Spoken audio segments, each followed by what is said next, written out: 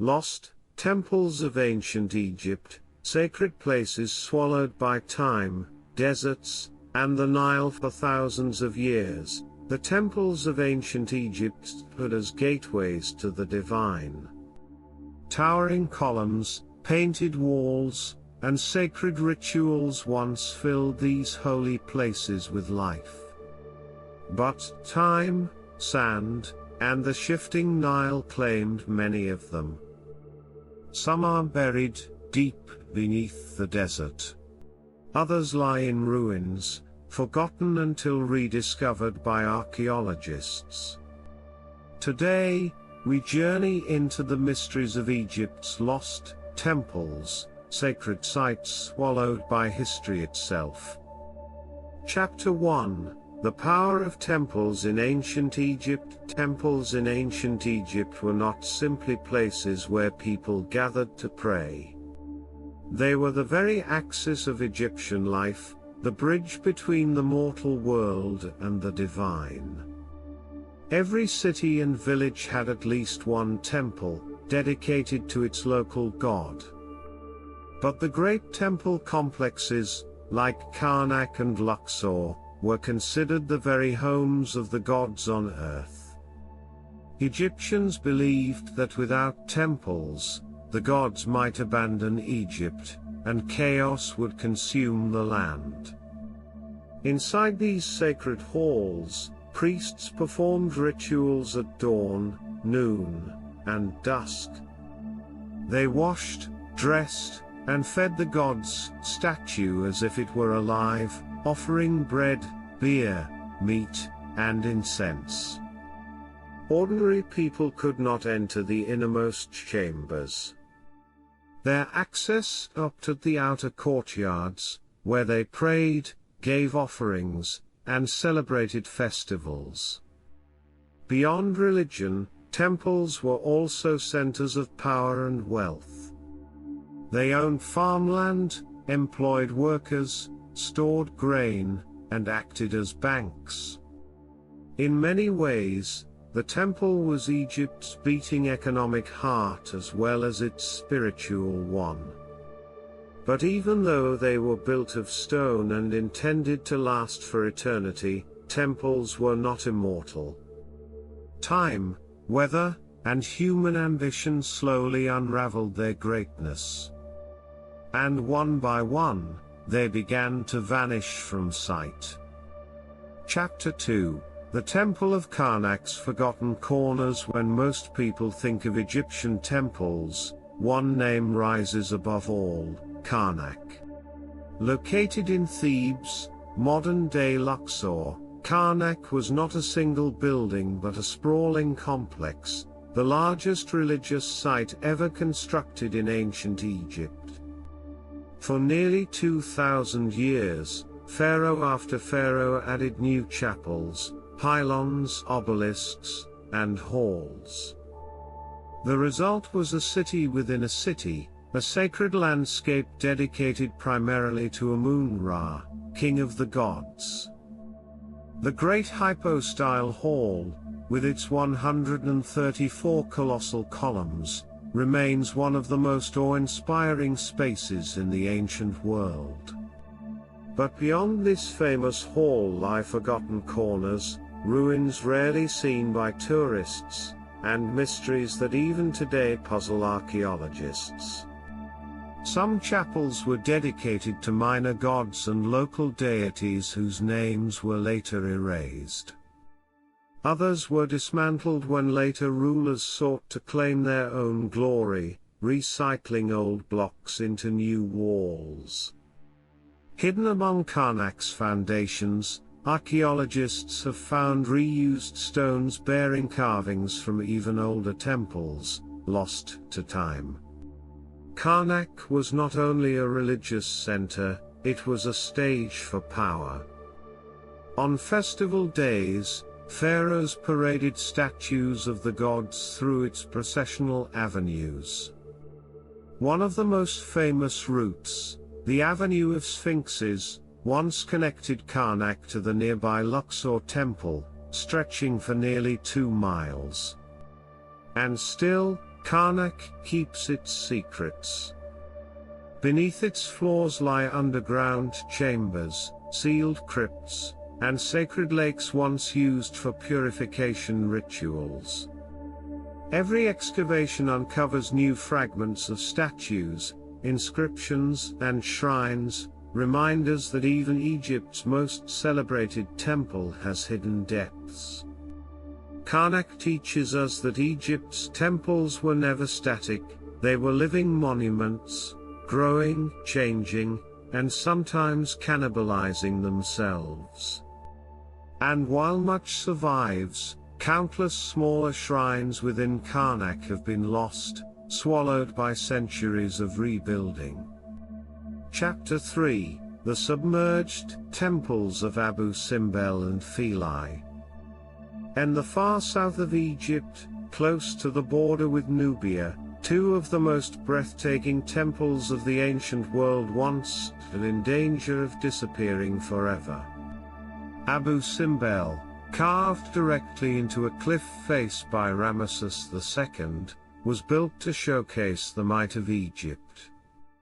Its facade, dominated by four colossal statues of the pharaoh seated on his throne, each over 60 feet tall, was a declaration of his power to all who approached Egypt's southern frontier. Inside, its walls told stories of Ramesses' victories, including the famous Battle of Kadesh. Nearby stood the enchanting Temple of Philae, dedicated to Isis, the goddess of magic and motherhood. Philae was not just a place of worship, it was one of the last strongholds of ancient Egyptian religion. Even centuries after most Egyptians had embraced Christianity, priests still performed sacred rituals for Isis within its halls. But in the 20th century, these temples faced destruction. The building of the Aswan High Dam promised to modernize Egypt, but it also meant the waters of Lake Nasser would rise, submerging temples that had survived for thousands of years. An international race against time began in the 1960s. Teams of engineers and archaeologists, supported by UNESCO, launched one of the most extraordinary rescue operations in history. At Abu Simbel, the temple was carefully cut into massive blocks, some weighing more than 30 tons, and moved piece by piece to higher ground, where it was reassembled with remarkable precision. Philae was dismantled stone by stone and relocated to the nearby island of Agilkia, its beauty preserved for future generations. But not all temples were saved. Dozens of smaller shrines and sanctuaries now lie beneath the waters of Lake Nasser, their names forgotten, their gods drowned in silence. Abu Simbel and Philae remind us of Egypt's incredible resilience, monuments built by the ancients, destroyed by nature, and saved by modern determination. Chapter 4: The desert's hidden sanctuaries. While the Nile was the lifeblood of Egypt, much of the land beyond its green banks was endless desert. To most, the desert seemed lifeless, an ocean of sand and stone. But hidden within it were sacred oases, caravan routes, and temples that once thrived, only to be swallowed by shifting dunes. In the western desert, archaeologists have uncovered traces of forgotten shrines. Some were small sanctuaries where travelers offered prayers before daring the dangerous journey across the sands. Others marked vital water sources, oases considered gifts from the gods. Here, deities of fertility, protection, and the desert winds were worshipped in temples that now lie in ruins. One of the most famous is the Temple of Amun at the Siwa Oasis. Built in the 6th century BCE, it became renowned across the ancient world. Here, the oracle of Amun was said to speak directly to pharaohs and conquerors. Even Alexander the Great traveled deep into the desert to consult this oracle, who confirmed him as a divine ruler. Other temples were less fortunate. The sands of the Sahara shifted constantly, burying stone walls and courtyards until only the tops of columns remained visible. Centuries later, explorers stumbled upon fragments of hieroglyphs and statues poking through the dunes, reminders of sanctuaries that once stood proud under the blazing sun. These desert sanctuaries tell us that ancient Egypt was not confined to the Nile alone. It was a civilization that pushed into the harshest of landscapes, leaving offerings to the gods of the sand and sky. And while many of these temples remain buried, archaeologists believe countless more are waiting to be found, sealed beneath the desert, untouched for millennia. Chapter 5, Temples Beneath the Nile. The Nile was Egypt's greatest blessing. Its waters fed the fields, carried trade, and gave life to the land. But this same river could also be a destroyer. Over thousands of years, shifting channels, floods, and earthquakes swallowed entire temples, dragging them beneath mud, silt, and even the sea. Some of the most astonishing discoveries came not from the desert, but from underwater. For centuries, ancient texts spoke of magnificent temple cities along the Nile Delta, places like Heracleion and Canopus. Travelers describe bustling harbors, sacred sanctuaries, and temples devoted to gods such as Amun, Isis and Serapis. But no trace of them could be found on land.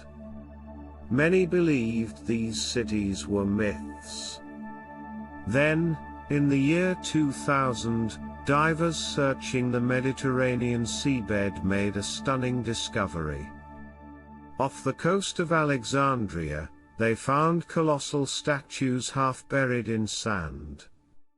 Stone columns, sphinxes, temple walls, all lying silent beneath the waves. Heracleion and Canopus were real, and they had been swallowed by the sea after earthquakes and floods pulled them into the depths over 1,000 years ago. Exploration revealed entire sanctuaries preserved underwater. Priests once carried sacred boats through these temples, celebrating festivals to the gods.